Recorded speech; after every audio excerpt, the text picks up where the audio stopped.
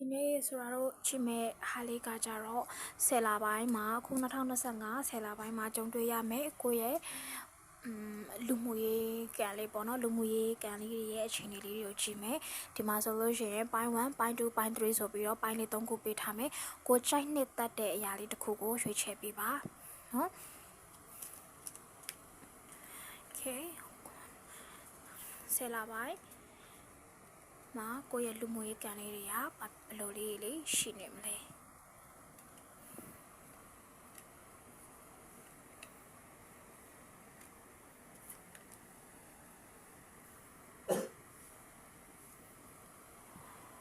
ဲပထမဆုံးပိုင်း1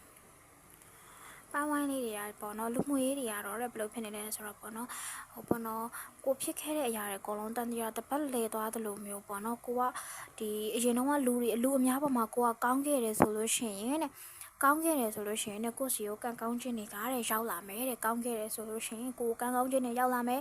ကဲလို့ပေါ့နော်ကိုကပေါ့နော်အရင်တော့လူတွေအပေါ်မှာစိုးတွန်းနေဆက်ဆံခဲ့တယ်ဆိုလို့ရှိရင်ကိုကလည်းအဲ့ဒါကြီးနဲ့ထပ်တူကြတဲ့အရာတွေကိုတဲ့ကိုကခံစားရမယ်ပြောချင်တာကံကစတင်ပြီးတော့အလုံးလုံးနေပြီဆိုတဲ့ဟာမျိုးပြောချင်တာပေါ့နော်ကံက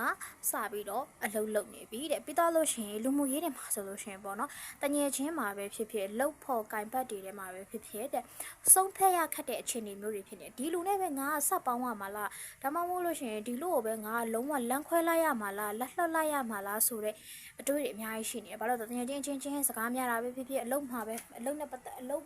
်ဖို့ကင်ပတ်အချင်းမှာပေါ့နော်စကားကြောက်ကဆများစရာတွေစိတ်အနှောက်အယှက်ဖြစ်စရာတွေရှိတတ်တယ်ပေါ့နော်ပြောရလို့ရှိရင်ဒီနှစ်ထဲမှာပေါ့နော်လူမှုရေးရုပ်ရှင်တွေတအားရှင်းရမယ်နှစ်လာလို့ပြနေတယ်ဒီလာထဲမှာဆိုလို့ရှိရင်ဟိုပေါ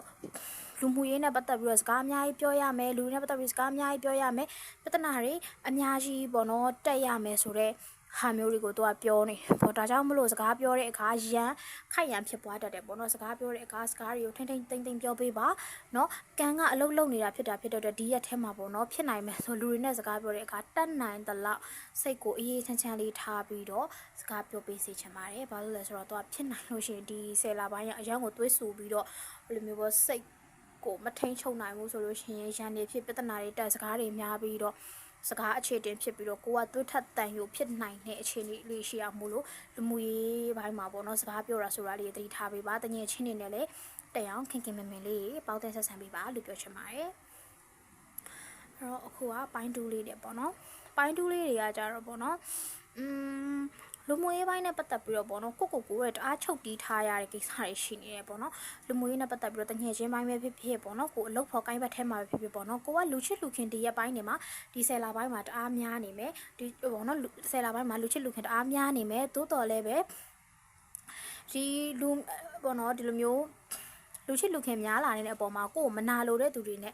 မနာလိုတဲ့သူတွေကိုကိုပေါ့နော်ဂျားထဲကနေပြီးတော့တွေးထိုးစကားပြောတာမျိုးတွေအနောက်ကွယ်မှာအပုတ်ချတဲ့သူတွေရှိနေတယ်အဲ့လိုရှိနေတာတွေတော့ကိုကသိတယ်ဒါပေမဲ့သူ့ကိုသွားပြီးတော့မတုံ့ပြန်ပြအောင်သူ့ကိုသွားပြီးတစ်ခုပေါ့နော်ဟိုရံမဖြစ်အောင်အရန်ကိုထိမ့်ချုပ်နေရတယ်ဆိုတဲ့ဟာမျိုးတော့ပြောနေတယ်ပေါ့နော်လူချစ်လူခင်ပေါ်တယ်ဒါပေမဲ့ကိုလူချစ်လူခင်ပေါ်နေတဲ့ကိုစားကိုအဖွဲ့ထဲမှာဆိုလို့ရှိရင်မနော်ဘယ်နေရာတော့ကိုကမျက်နှာပွင့်နေဘယ်နေရာရောက်ဟဲတော့ချစ်စရာလေးစကားပြောတော့တတ်တယ်သူကတော်တယ်ဒီလိုမျိုးချစ်ကျုပ်ခံနေရတဲ့ဟာတွေနဲ့ပတ်သက်ပြီးတော့ကိုမနာလိုတဲ့သူတွေကလည်းရှိနေတယ်တဲ့အဲ့တော့အဲ့ဒါလေးတွေကိုသတိထားပြီးပါကိုကလည်းဒီလူတွေကိုတချို့တွေဆိုသိတယ်ကွာသိတဲ့ဥစ္စာတွေမှာသွားပြီးတော့ပြဿနာတော့မလုပ်လိုက်နဲ့ပေါ့နော်တော့ပြဿနာသွားလုံမိမှာဆိုလို့ဆိုပြီးတော့သူ့ကိုယ်သူတအားထိန်ချုံနေရတယ်ဆိုတာမျိုးကိုလည်းပြနေတယ်ပေါ့နော်အဲ့လိုဆိုလို့ရှိရင်မဟုတ်လို့ရှိရင်နာမည်ပြတ်သွားတတ်တယ်ကိုယ့်ရဲ့ကောင်းတဲ့ image လေးကိုကိုယ့်ကိုတည်ချာထိန်းထားပါမဟုတ်လို့ရှိရင်ဟိုဘယ်လိုပြောမလဲနာမည်ပြတ်ပြီးတော့तू ကရိုင်းလိုက်တာတော့ तू ကစိုးတယ်လို့ဆိုတဲ့ဟာမျိုးတွေဖြစ်သွားတတ်တယ်ပေါ့နော်အဲ့တော့ကိုယ့်ရဲ့ကောင်းမွန်တဲ့ဂုဏ်ပုတ်ကလေးကိုတည်ချာထိန်းထားပေးပါပြောရလို့ရှိရင်ဒီလထဲမှာနာမကျန်းဖြစ်တာလေးတွေကျန်းမာရေးနဲ့ပတ်သက်တာလေးအညံ့လေးတွေရှိတယ်အဲ့တော့အဲ့ဒါလေးတွေကိုတစ်ချက်တော့သတိထားပေးပါပေါ့နော်ဒီပြောဆိုလို့ရှိရင်ဒီပိုင်း2လေးတွေက10လပိုင်းမှာလူချစ်လူခင်တအားပေါ်နေတယ်ဘယ်နေရာရောက်မျက်နှာပွင့်တယ်ဒါပေမဲ့အဲ့ဒါတွေနဲ့အပြိုင်ကိုမနာလိုတဲ့သူကိုမနှက်မြို့တဲ့သူကိုမနာလိုမုန်းတီးဖြစ်နေတဲ့သူမျိုးတွေလည်းရှိနေတယ်အဲ့ဒါလေးတွေကိုတစ်ချက်သတိထားပေးပါသူတို့ကိုသွားပြီးတော့မတုံ့ပြန်ပါနဲ့သူတို့ကိုသွားပြီးတုံ့ပြန်တဲ့အခါမှာကိုယ့်ရဲ့ကောင်းမွန်တဲ့ image တွေကောင်းမွန်တဲ့နာမည်တွေကပျက်စီးသွားတတ်တယ်ပေါ့နော်ပြီးတော့ဒီလထဲမှာပိုင်း2လေးတွေကကျမ်းမာရေးညံ့နေတယ်ပေါ့နော်အဲ့တော့ကျမ်းမာရေးညံ့နေတာဖြစ်တဲ့အတွက်ကိုလည်းဂီယိုဆိုင်ပေးပါလို့ပြောချင်တယ် ပြီးတော့ဒါလေးကပိုင်း3เนาะပိုင်း3တွေကကြတော့ဘယ်လိုမျိုးလဲဆိုတော့ဒီ10လပိုင်းမှာတဲ့လူမှုရေးမှာပေါ့နော်အရန်ဟိုဘယ်လိုပြောမလဲဟိုပျော်ရွှင်စရာတွေကောင်းနေရပေါ့နော်ဘယ်နေရာရောက်ကိုကပေါ့နော်ဘာလုပ်ဟိုလူမှုရေးမှာအရန်ကိုအဆင်ပြေနေတယ်ပျော်ရွှင်စရာကောင်းတဲ့တငယ်ချင်းတွေမိတ်ဆွေတွေနဲ့တွေ့နေရတယ်သူတို့နဲ့လေးလေးဟားလေးအလေးလိုက်ပြီးတော့ပေါ့နော်ကိုသွားခြင်းတလိုမျိုးကိုစိတ်တိုင်းကြဟာဟိုသွားမယ်ဟေးဆိုလို့ရှိရင်အဖွဲလိုက်သွားလိုက်ဒီသွားမယ်ဟေးဆိုလဲသွားလိုက်နဲ့တောက်ဆဆပျော်ပျော်ပါပါနေဖြစ်နေမယ်ပြီးတော့လို့ရှိရင်ပြီးတော့လို့ရှင်ပေါ့နော်အဲ့ဒီထဲမှာပေါ့နော်ကိုကဘယ်လိုဆိုကိုပေါ်တအားနှွေးထွေးပြီးတော့ပေါ့နော်ကိုပေါ်မှာအရန်ကိုစိတ်စေတနာကောင်းတဲ့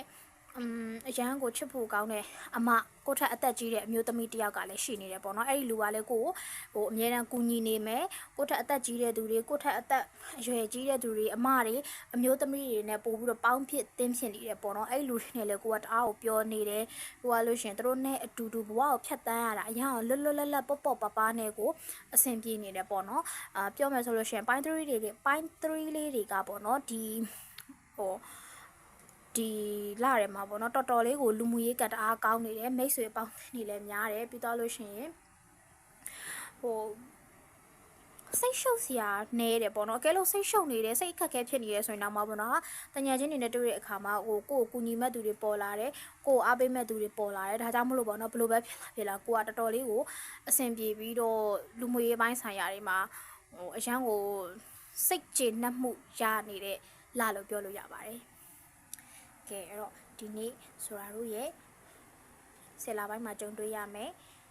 လူမှုရေးကံလေးရတော့ဒီလောက်ပါပဲနောက်ခောက်တွေကြမှာနောက်ဗီဒီယိုတွေမှာဆက်ပြီးတော့တွေ့ပါမယ်တတားပါ